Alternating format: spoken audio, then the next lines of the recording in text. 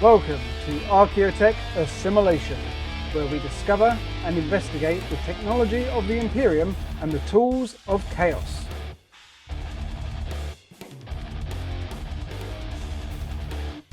Hello everyone, and welcome to another episode of Archeotech Assimilation. You join myself and Dave from Iron and Ceramite. Hi guys. Hello, Dave. And you join us for this episode where we're going to go through the latest episode of Hammer and Bolter.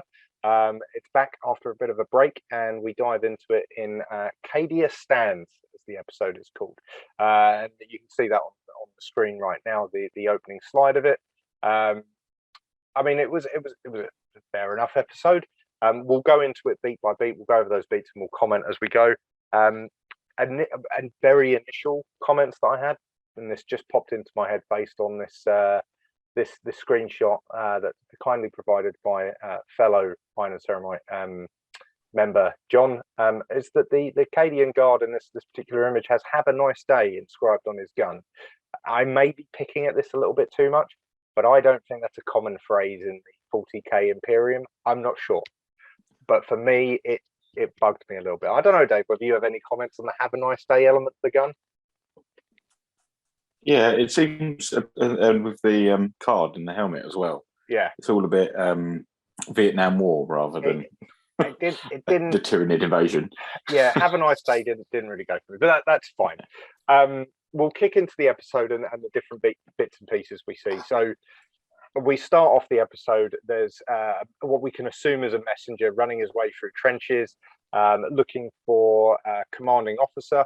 And as he's running through the trenches, he obviously finds her.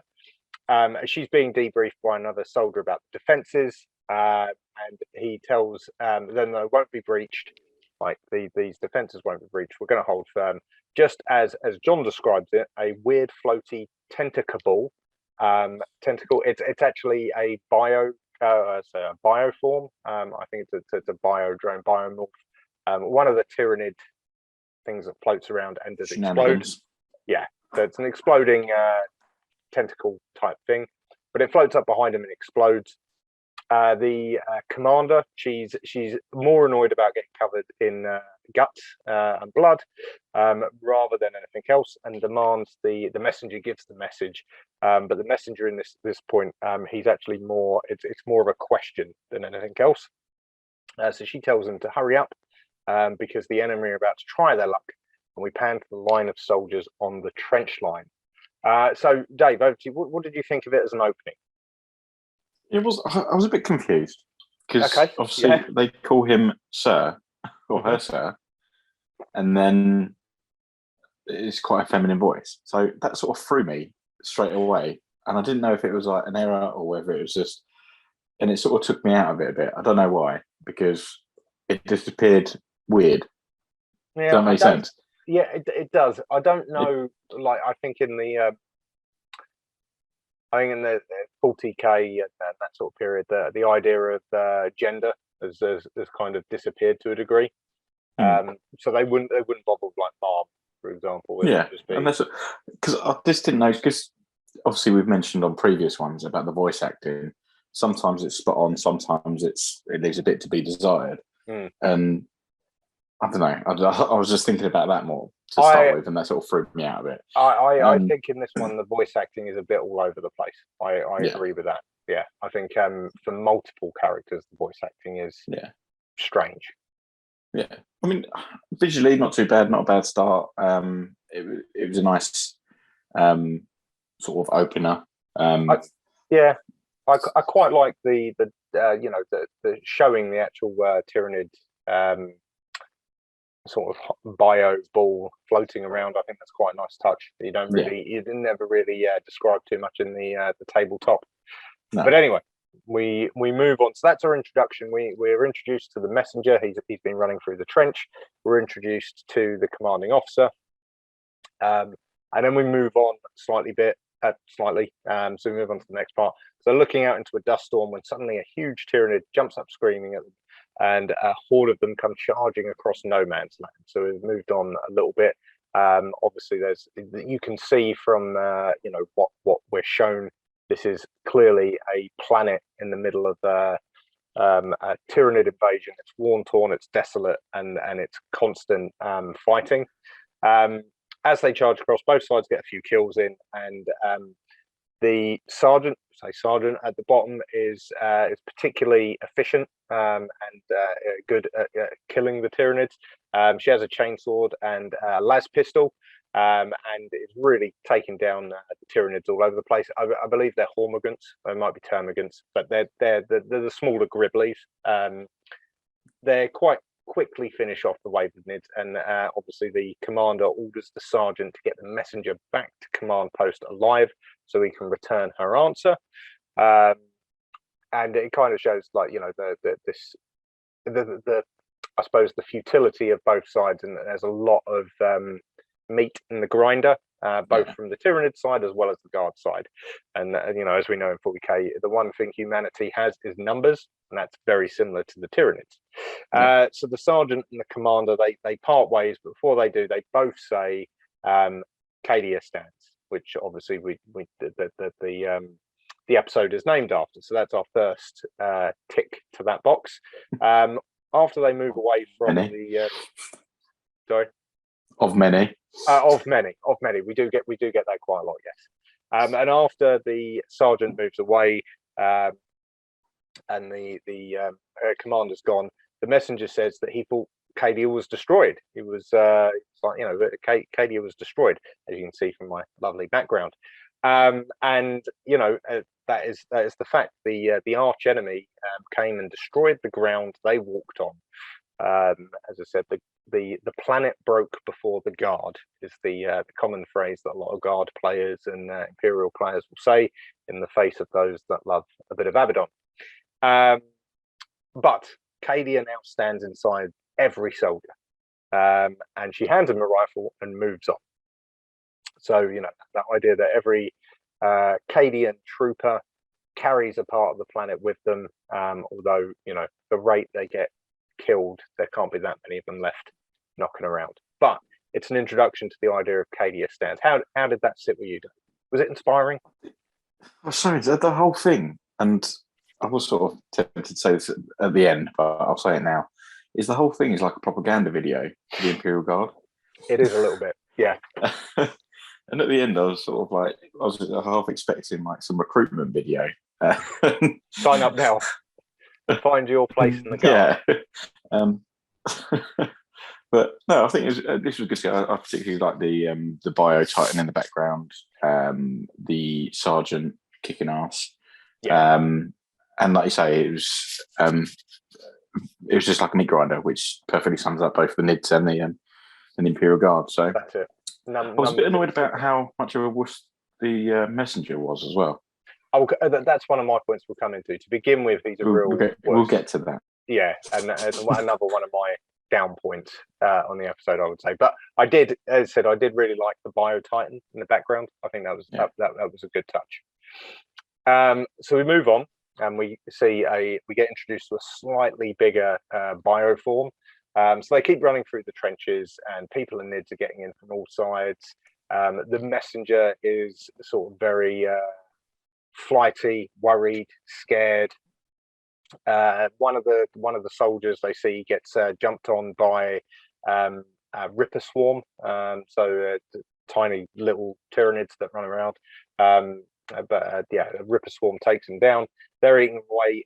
The sergeant tries to a mercy kill, but a chamber is empty, so they have to watch for a bit longer whilst reloading before helping the guy out and finishing him off as the Ripper swarm sort of chews on him. But after a bit, they come across a squad hunkered down, and they can hear something approaching. And it is this bigger bioform. It was kind of trying to work out what it is. Like, it could be Carnifex, but it might be one of these other forms they have, that because it spits acid as well. But it's a big one. Yeah, and whatever it was, it didn't get its points value on the tabletop. I don't think it did. I don't think it did. Of Imperial Guard. Yeah, and it was doing its bit. It was spitting acid at them, melting people and stuff like that. They kill it by what looks like sheer weight of fire, though It was a grenade that went under, and then I think it was like someone with some sort of plasma weapon shoots it in the head, and then it sort of gives up.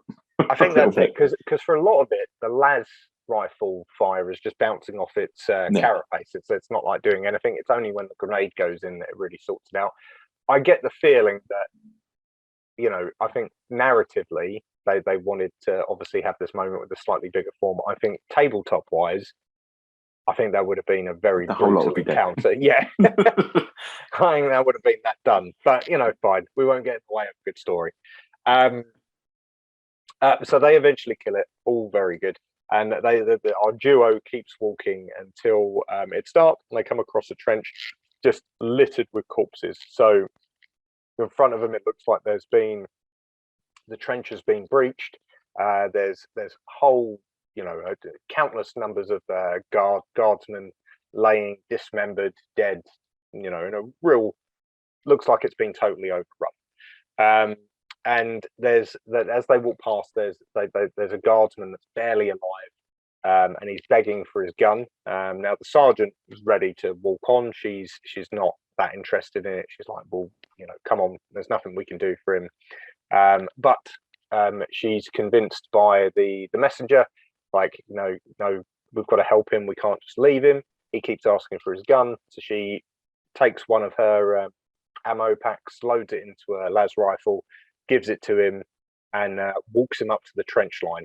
And he's obviously in a real bad way, guts hanging out all over the place. Not long for the world. But as they leave, he kind of coughs and tells them that Cadia stands. And as they walk on, as they move past it, they look back and see the muzzle flashing, and what can only be, you know, probably a death cry as the nids stream in. So he's had his defiant stand. He's died on his feet. Cadia stands, as he said. And then what happens is we see, and you can see this in the bottom left picture if you're following along on YouTube. A horde of nids appears behind them and chases them towards a gun line of other guardsmen. They manage to duck without getting shot. A few nids go down, but the rest power through.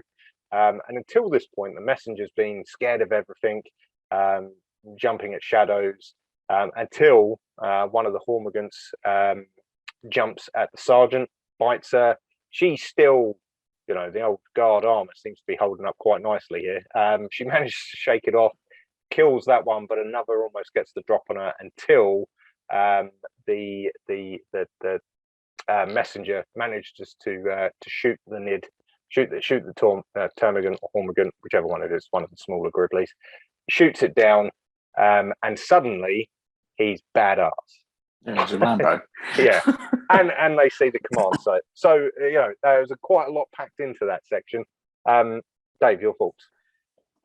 Like you say, like all of a sudden, like he wouldn't say boo to a goose at the start, and then he's just popping off shots with a las gun. Apparently, he never is like he doesn't hold one because he's a messenger, and he's like shooting at things that she's holding. Yeah, she's in like a desert, and yeah, so that it just sort of reinforced the recruitment video vibe for me.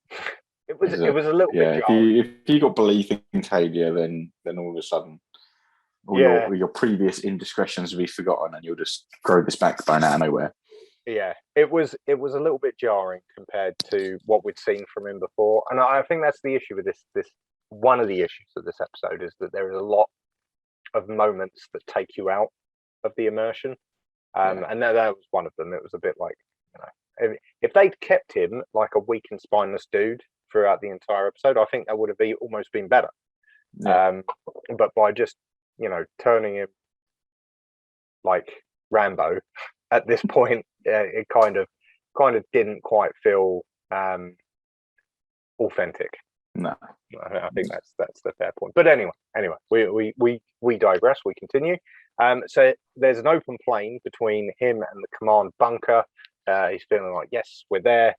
He runs across the open plain as yet another one of these bioforms, biospores, I think it is, floats across, starts floating at him. The sergeant, she obviously, her job was to get him to command safely. So she screams out, charges after him. He's obviously not really listening. He can just see his goal in sight. But she makes a heroic jump to take him down, take him out the way before it explodes. Obviously, they both land on the ground. He wakes up after the explosion, a bit shell shocked, but sees her laying next to him, generally shredded up, shrapnel all in her, ribs poking out, not in a good state, definitely dead. But he thanks her and moves on. But he approaches 3 officers in the command station, hands the reply, and they look at it. They're asking what does the commander say, and the response is they stand, and he walks off as they read it aloud, saying that they will stand. And obviously he doesn't walk off; he struts off. Struts. Yeah, quite right. And obviously that reinforces the idea that if you haven't guessed it, Cadia stands in all of us. And so that's where it ends. It's a relatively short, as the Hammer and Bolter. I was only about I think 15 minutes of content total. The usual sort of animation, which I didn't have any problem with. I think it's quite a nice style. For me, probably the weakest episode I've seen of it. I don't know what you think, Dave.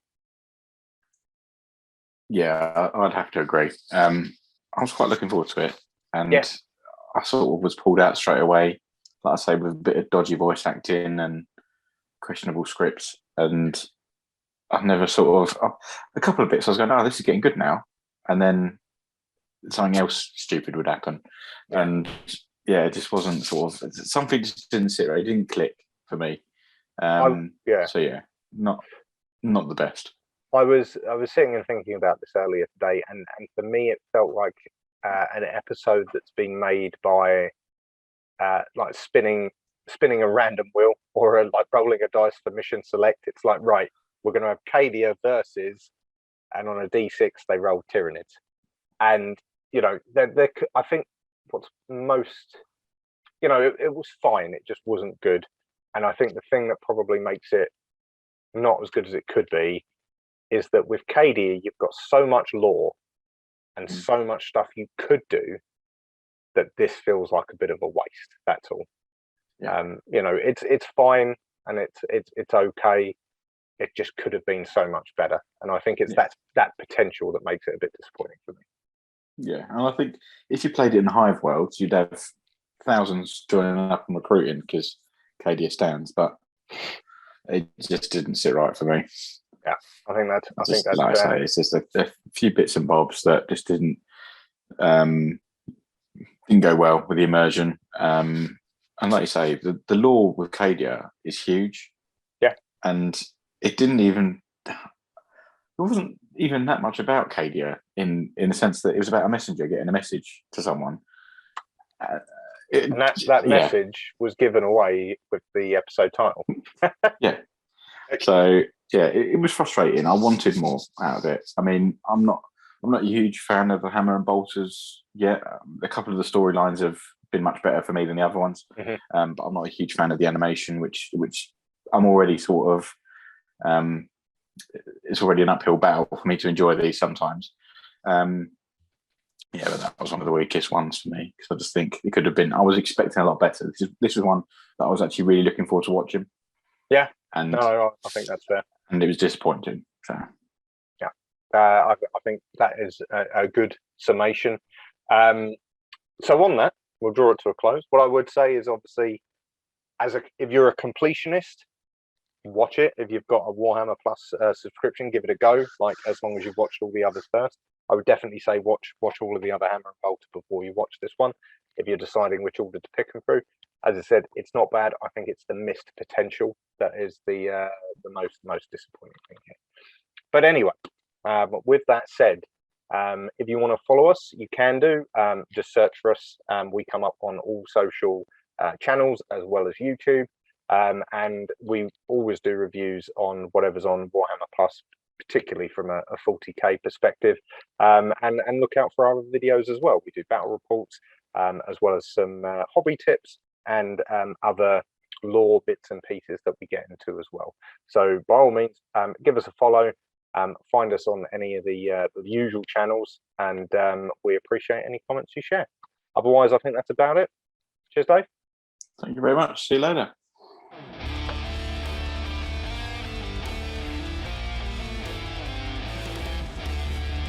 As always, we would like to thank you for listening to our Iron and Ceramite podcast. If you liked us, then you can also find us on YouTube, Facebook, Instagram, and any other good podcast services. Just remember, in the grim darkness of the far future, there is only war.